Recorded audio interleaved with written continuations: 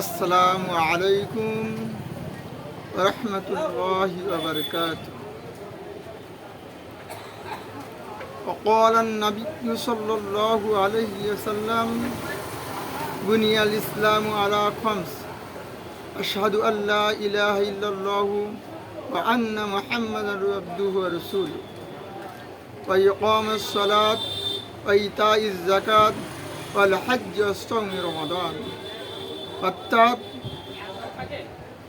ইসলামের ভিত্তি পাঁচটি: কলেমা,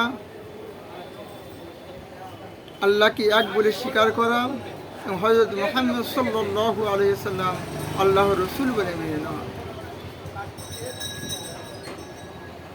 দ্বিতীয় হলো নামাজ কায়েম করা।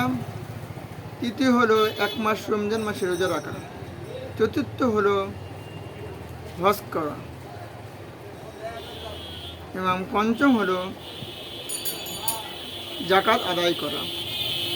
হজ এবং জাকাত এই দুটোই উভয়ে যারা সাহেবে নিসাব অর্থাৎ যাদের উপরে জাকাত এবং হজ